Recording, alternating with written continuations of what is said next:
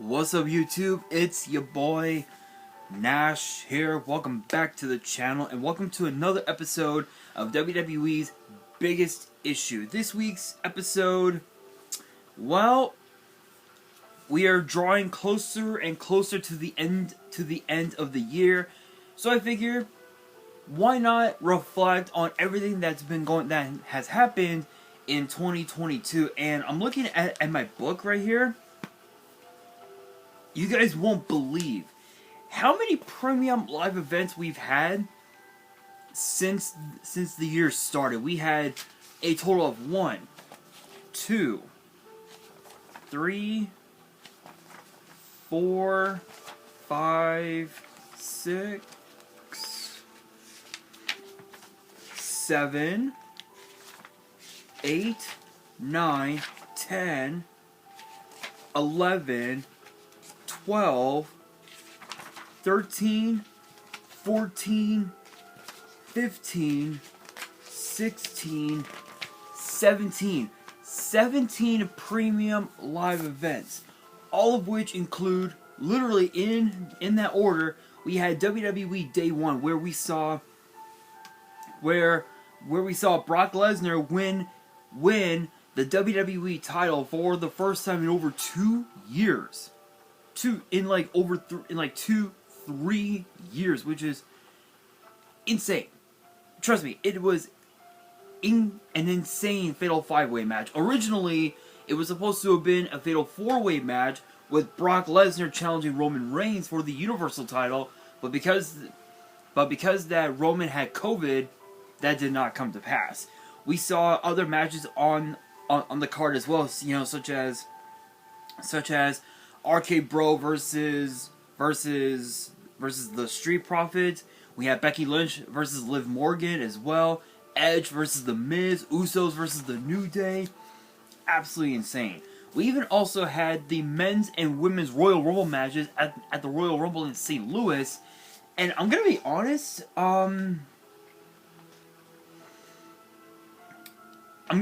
I never would have imagined Ronda Rousey coming back after what, 3 years? 3 years away? And win the Royal Rumble match. I never would have imagined it, you know? And then also too, Brock Lesnar against Bobby Lashley, 1-on-1? Come on.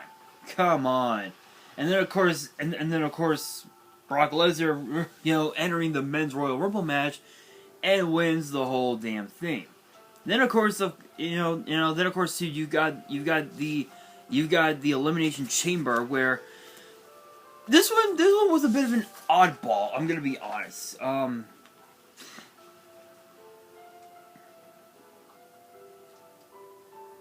This one was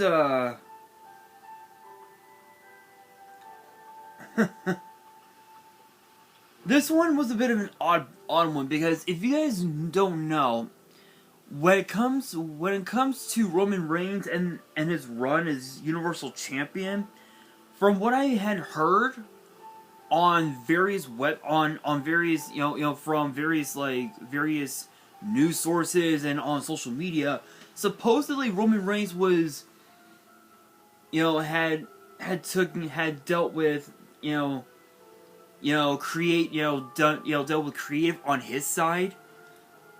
And apparently he was the second match on the card. Second match on the card. Not the first, the second. Yeah.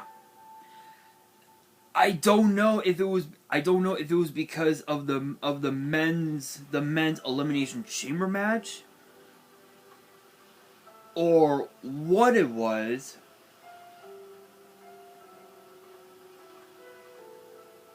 I don't even know, but this one was a bit of an odd one. We saw Roman Reigns battle Goldberg in a match that was supposed to have happened two years ago at WrestleMania. We saw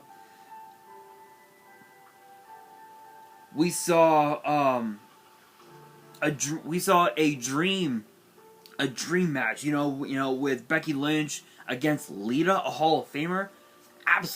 Absolutely insanity. Then of course we had NXT Stand and Deliver. I'm gonna be honest, It's not that I was disappointed. It was more that I was underwhelmed. I guess you could say. Yeah, sure. I mean, sure. We saw Dolph Ziggler main event and an NXT Premium Live event, which that was a first. That was a first. I never thought that a main roster star would main event an NXT Premium Live event. I never would have imagined it, you know. But we did also get to see a lot of really cool matches. You know, we saw the ladder match for the NXT North American title, which featured the champion at the time, Carmelo Hayes, Santos Escobar, Solo Sikoa, Grayson Waller, and Cameron Grimes. I mean, Grimes winning the title, that's where it's at. Then, of course, leading into WrestleMania, we saw, on Raw, the Raw after the Royal Rumble, Ronda Rousey coming out and saying, I still got beef with both Becky Lynch and Charlotte Flair, but who do I pick? And Ronda Rousey ended up choosing Charlotte Flair, which we saw that, I think, was on night 1? Yeah. Yep. Was it night 1? Yeah.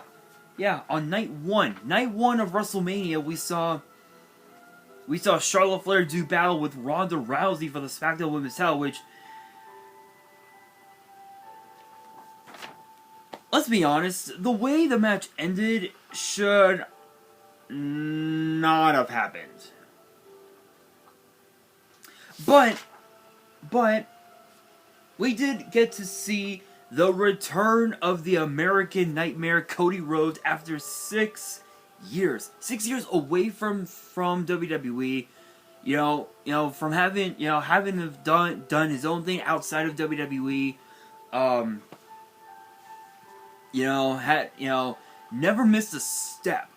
And even the commentators admitted that ring rust could potentially come into play. That was not the case.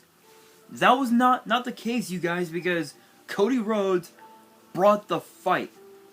And not only did he bring the fight at WrestleMania, he brought the fight at Backlash and at Hell in a Cell, but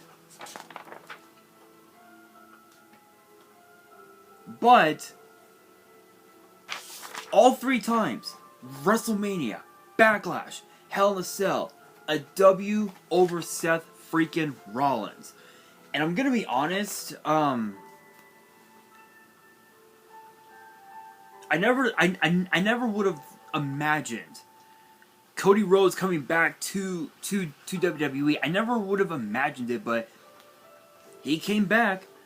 Night 1 of WrestleMania, he came back, which was insane. Not only that, but we even got to see the in-ring debut of Logan Paul, of all people. And not only that, the in-ring return of Stone Cold Steve Austin. You guys know, I've seen Austin wrestle in WWE in DVDs, on YouTube and whatnot, but never live. I never got the chance to. That time I got to, and it was basically everything that I had expected, given the fact that Austin had not wrestled in 19 years. So it would only have made sense if Austin had a lot of ring rust in his system. So it made sense. But not only that, but we even got to see both, again, not just the SmackDown Women's title defended on night 1. We even got to see the Raw Women's title defended on night 1 as well. Becky Lynch and Bianca Belair, come on. Night 2 was a bit weird because we got to see Johnny Knoxville have his have a wrestling match, one-on-one wrestling match with Sami Zayn, which was hilarious. We got to see Pat McAfee go take on, face off against Austin Theory. And not only that, the main event, Roman Reigns unifying both the WWE and the Universal titles as well, which was pretty crazy. And then, of course, too, the night after WrestleMania, it was the talk of everybody on social media. The talk about Cody Rhodes coming back, Sami Zayn getting his ass handed to him by Johnny Knoxville, Bianca Belair winning the Raw Women's title, Charlotte Flair retaining the SmackDown Women's title, Roman Reigns unifying both the WWE and the Universal titles, which led to, obviously, WrestleMania Backlash as well, which was insane. Again, I mentioned it before, in a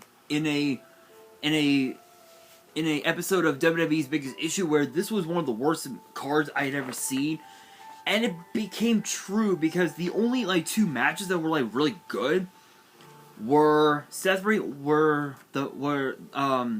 Rhodes and Rollins and Rhodes, RK Bro and McIntyre against the Bloodline. Those were the only two I think I mentioned, if I'm right on that.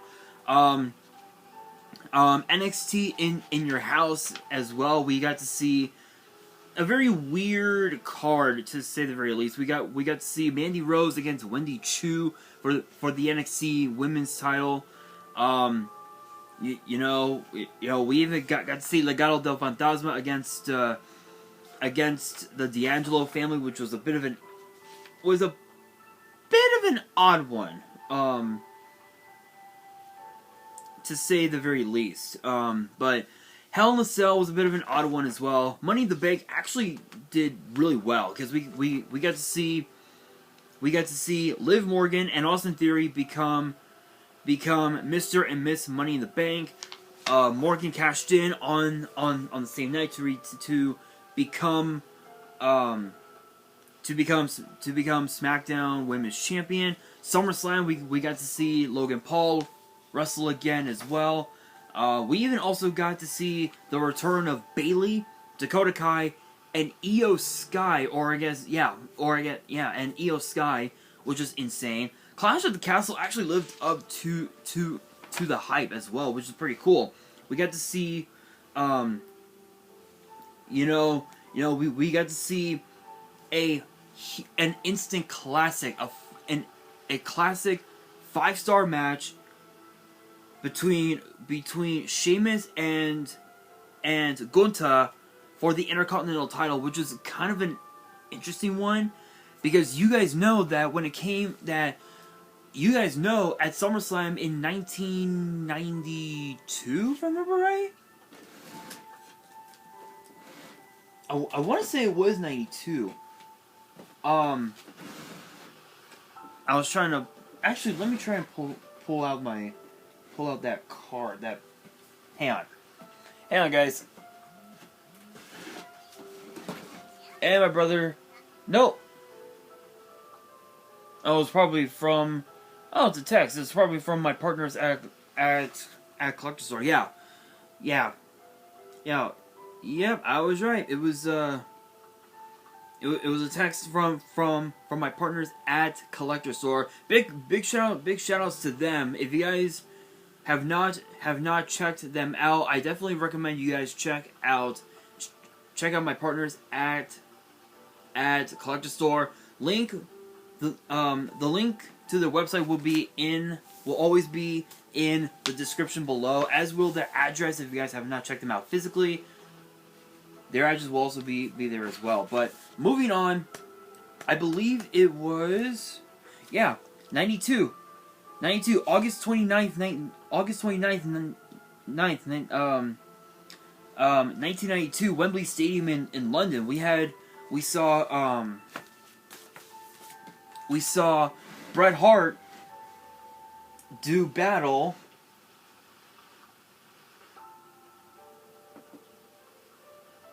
with none other than the British Bulldog. And, hang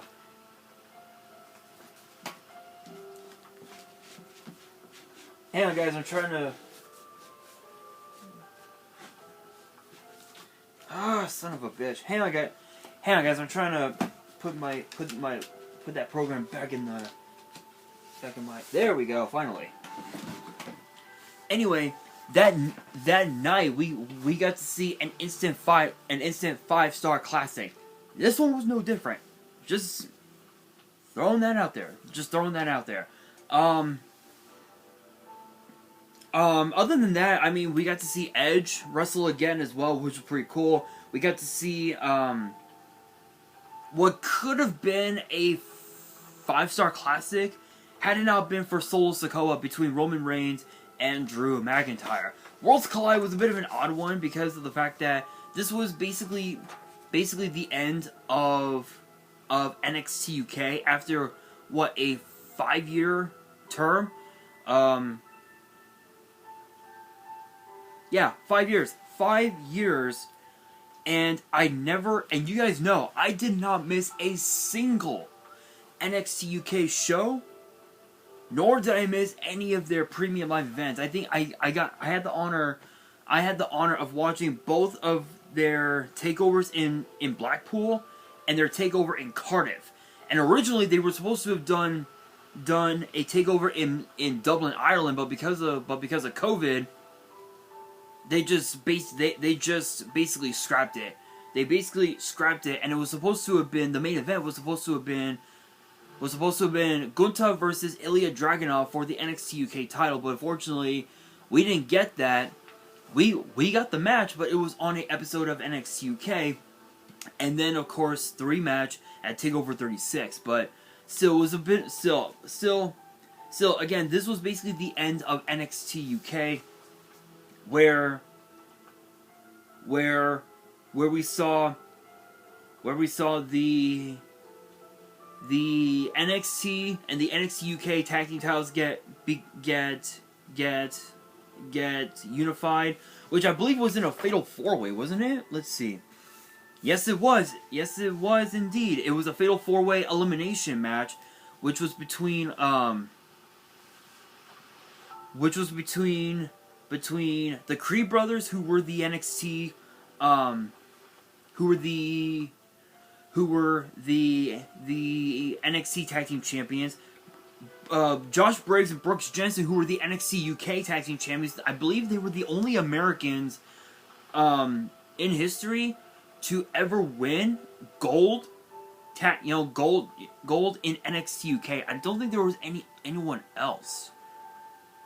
Yeah, I think they were the only ones, which was pretty crazy. Pretty Deadly, who were the former NXT and NXT UK Tag Team Champions, and then of course Gallus, who were the longest reigning NXT UK Tag Team Champions of all time. We got to see as well, Mandy Rose and Meiko Satomura defend their titles against Blair Davenport, in a triple threat match. We saw Braun Breaker defend his title against Tyler Bate and his NXT UK title. Absolutely crazy. And then, Extreme Rules, bit of an oddball, as again, a lot of these were really odd. But still, we got to see, we got to see literally all the matches had a stipulation. Liv Morgan versus Ronda Rousey, Extreme Rules. Seth Rollins versus Matt Riddle, The Fight Pit. Bianca Belair versus Bayley, a ladder match. Drew McIntyre versus Karrion Kross, strap match. Edge versus Finn Balor, I Quit match. Imperium versus the Brawling Brutes, a good old-fashioned Donnybrook match. And we got to see the return of Bray Wyatt after over a year away from WWE. We never thought we would ever see him again. Never! But now he's back. Halloween Havoc, not the best. Not gonna lie. It was not the greatest. Sure, yeah, I mean, I'll admit the match between, I'll admit the North American title, ladder match, the NXT title match, the Women's Wild match between Cora Jade and Roxanne Perez were pretty good, but that was just it. That was just it. Everything else just not the best. Crown Jewel, arguably probably one of the greatest Saudi Arabian shows WWE had produced ever, because we got to see Logan Paul wrestle Roman Reigns for the undisputed Universal title in a match that we never thought we would ever see. It was like this big match, this big money match that nobody expected. And we got to see Logan Paul literally take Roman Reigns to the limit. And even I have to admit, I was rooting for Logan Paul. I know that there were a lot of people who didn't want Logan Paul to win. They wanted Roman to win, which, spoiler, you guys got, you know, for those who wanted Roman Reigns to win, you got your wish. Roman Reigns won, but even you guys have to admit, Logan brought the fight, and not only that, we even also got to see Braun Strowman return as well. Absolutely incredible. Absolutely incredible. So Survivor Series was interesting. We did see War Games, which was awesome. But other than that, I think those are the only two matches that saved the whole card. And then of course NXT Deadline. We had the men's and women's Iron Survivor challenges. We had an instant classic for the NXT title between Braun Breaker and not Grayson Waller, Apollo Crews. We had we had the New Day do battle with Pretty Deadly, and now the New Day are the tag team champions, which is incredible. But the question is now, what can we expect? What can we expect from WWE in 2023? What needs to happen in 2023? And there are a lot of things that we need to see. But one thing that we do need to see is someone taking the titles off of Roman Reigns. That's one of the biggest things that we do need to see. And the reason being, and the reason why I say that is because, for one, there's been a lot of chatter as of late that of the reason why Roman Reigns doesn't show up to SmackDown or Raw like he should. There's been a lot of chatter about that, but I think I'm gonna let you guys drop comments on what you think the reason is. But as far as the Royal Rumble goes, we need somebody different win the Royal Rumble, win the Royal Rumble, like someone like Cody Rhodes and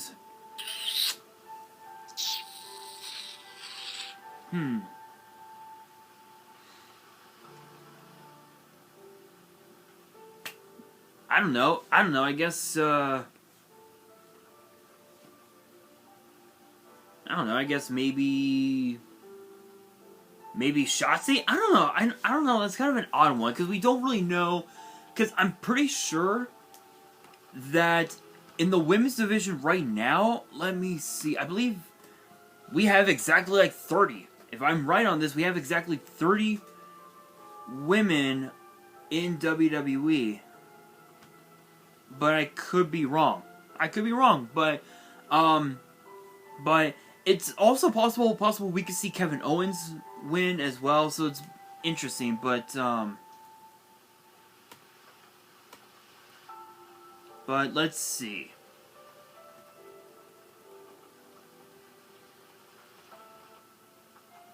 Let's have a look. See.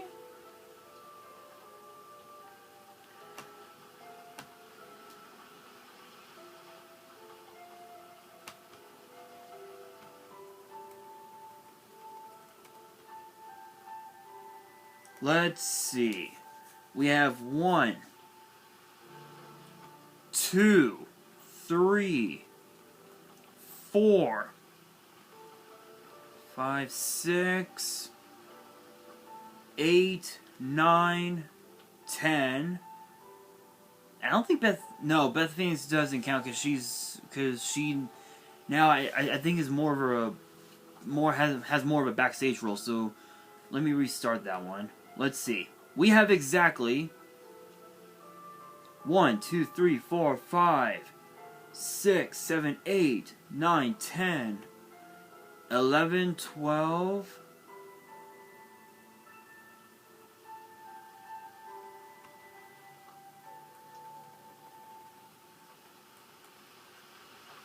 12, 13, 14, 15, 16, 17, 18, 19, 20, 21, 22, 23, 24, 25, 26, 27, 28,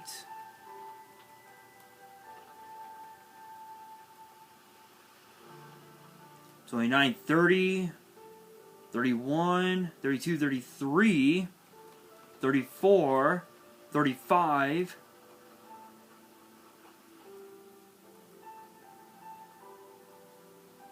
35, 36, 37, 38, 39, 40, 41,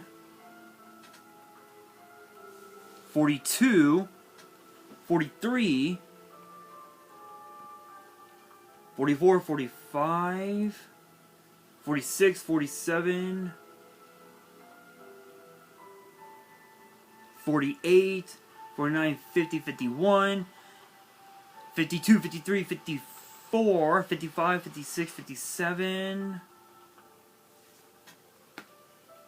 58, 59, 60, 61, 62, 63, 64. We have a total of 64 female talent across all three brands, Raw, SmackDown, and NXT. That's insane. So it's possible we could see literally half of them compete in the Royal Rumble match, but we're probably going to see a bunch of legends and Hall of Famers anyway. But yeah, I think honestly, 2023 we can expect a lot of great things, in 2023. For all we know, you guys could be seeing me on Raw or SmackDown. For all we fucking know, who the fuck knows? All I know is that 2023 is going to be a hell of a year for WWE, because 2022 was insane. It was an amazing year. We even also got to see the return of Bronson Reed as well. As it's insane. We've had, how many returns have we had in WWE so far in 2022? We've had, as far as like debuts and returns to WWE, let's see.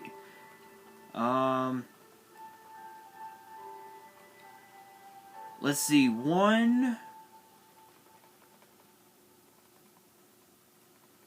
2, 3, 4, 5, 6, 8, 9, 10, 11, 12, 13, 14, 15, 16, 17, 18, 19, 20,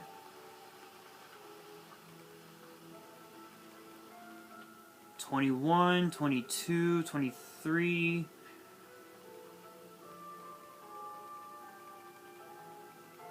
24, 25, 26, 27, 28,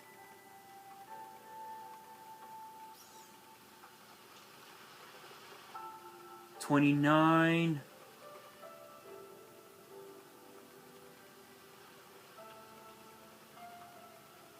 30, we've had like more than like 40, like up to like 50 returns and debuts to WWE, which included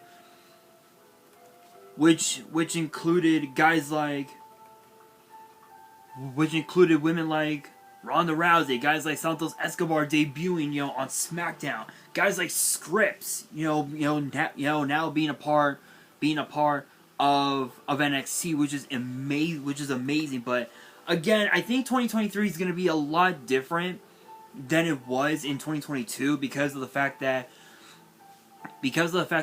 with factions like Hit Row, Legado del Fantasma on SmackDown, with guys like Tommaso Ciampa on Raw, Tyler Bate coming back, with Sarah Logan now Valhalla coming back, back in WWE. I have a hunch 2023 is gonna be a historic year for WWE. But again for this episode, I wanted to just kind of reflect on everything that happened in 2022, and just like give you guys some of my thoughts on what could be for WWE in 2023. And I will be doing this as well on Wednesday with a special episode of Yu-Gi-Oh's biggest issue, because on the last 3 days of the year, I'm gonna be doing I'm gonna be doing not one, not two, but 3 top 10 videos across all 3 days. So make sure you guys stay tuned for that. 1 top 10 for each day. So make sure you guys stay tuned for that. But I'm very curious of what you guys have to say. This brings me to the question of the day, which is this: what was your all-time favorite moment from WWE in 2022? And what do you think we could expect to see take place in 2023? Let me know down in the comments below, and that will do it for this week's episode. Hopefully you guys enjoyed. If you did, make sure you guys smash that thumbs up button. If you guys are new to the channel and you guys want more episodes of WWE's Biggest Issue, which get posted every Monday, make sure you guys subscribe to the channel, turn on the notification bell, and follow me on all my social media. Links will be in the description below, as will the info to my fan mail. It will also be in the description as well. And on that, this is your boy Nash, signing out.